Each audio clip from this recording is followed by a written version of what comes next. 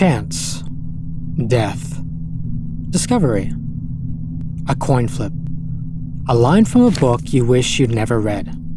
A horrible event in your life you wish you never witnessed. A wrong that can never be made right. A sin that can never be absolved. How many flips of a coin have made your life what it is today? If you could do it all again, would you take the chance that some outcomes would not be in your favor? Fear and Hunger is a game of risk. It's a near-death experience in every fight and in every floor of its multi-level dungeon. Released in late 2018 by a solo developer, this survival horror dungeon crawler RPG has remained somewhat underground. However, baked within this fascinating title are some interesting and unique mechanics that strangely complement its survival horror and JRPG roots. Let's take a look at how this game tests the resolve of its players to the risk of loss, the brutality of its combat, and its many flips of the coin of fate.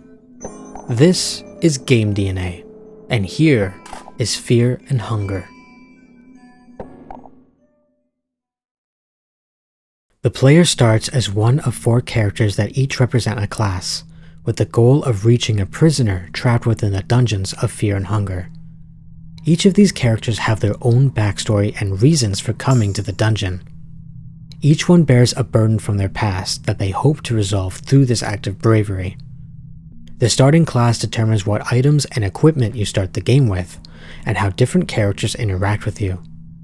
The game starts at the entrance of the dungeon. Players equipped only with the knowledge of what's before them, and whatever items, if any, their character starts with. As soon as players begin, they'll quickly realize that their hardship has already begun. Immediately after gaining control of your character, a hidden timer ticks down. First, a distant barking. Then, the barking gets closer. If the player ignores the in-game messages and takes too long with the crates littered outside when the timer finishes, a pair of hounds is set to spawn from the very bottom of the screen and chase you down until they lock you in an unwinnable fight. The game's first victim is you. Combat in Fear and Hunger works in a turn-based party system, much like Earthbound, Dragon Quest, or Lisa. A party member has a set of actions they can choose from, and a target they can use an action upon. Enemies choose a party member to use an action upon, and vice versa. Combat is won or lost depending on the last one standing from each party. 2 hounds. A fair fight in most games. But in Fear and Hunger, they may as well be the jaws of doom snapping shut. Why? In Fear and Hunger, party members don't attack enemies, but rather their body parts. Allow me to introduce the first unique mechanic of this game. Let's call this the marionette system. Imagine enemies to be like marionette dolls, each with strings controlling their limbs, instead of the typical RPG figurines. Every part is a separate threat. Action pools of enemies have been split into body parts, with each possessing their own stats and actions to use each turn. Sometimes they will do nothing as a result of random chance, but oftentimes they have a few actions they can perform each turn, as well as a % chance that dictates their ability to move. These 2 hounds fortunately only have 2 attacking parts, the head, but the chance to cause bleeding and infection compounds the severity of your inevitable wounds. Some lucky few can win this battle, but not without grave injuries and an infection to boot. Combat in Fear and Hunger operates on this brutally unfair combat system. This is a survival horror after all, not an action game. Combat here is always a battle of attrition, and slain enemies often have very little to offer in terms of reward. There are no levels, no experience, just you, your equipment, and the members in your party. In this sense, combat is best avoided when certain enemies are too risky to fight, or don't provide an ample reward for their defeat. To fight, or not to fight? It's all a cost-benefit analysis. Early levels of the dungeon are littered with wandering prison guards, making it difficult to navigate without entering combat. You will certainly want to avoid these at all costs when you're on your own and just starting out. But when you have a full party, and you've come back to the first floor several times, these once deadly threats become an annoyance. There is a good chance of taking them out unscathed or with little consequence, so do you take the risk of potentially losing valuable scarce resources? Later on, certain enemies can give you items that make several areas of the game much easier. But they are tough, and you need to be fully prepared to suffer with a consequence despite your success. Experienced players learn to navigate the dungeon, balancing risk and reward on a tightrope. Their approach to the game reshaped with each encounter. This is all to say that you are not exempt from the marionette system. These consequences can be dire and change your experience with the game completely. Enemies can target your limbs and body parts too. They can sever arms, limiting your use of weapons and armaments. Legs, crippling your movement speed and ability to outrun enemies. And even blind you, robbing you of the ability to even see the screen for the rest of the game. A soft game over. This, of course, extends to all the members of your party. They too can lose both life and limb, and once they are dead, they are gone for good. The marionette system and the mortality of combat ensures that you are always thinking about your enemy tactfully. In the world, strategy is like, should you bother with easily avoidable prison guards? While in combat, strategy is more like, is it better to cut off a prison guard's cleaver arm first? Or should you risk crippling both its legs with 2 party members, and then going for a headshot with a third? Each enemy has its own points of weakness and danger priorities. Almost everything can be overcome, but not without careful consideration and a degree of risk.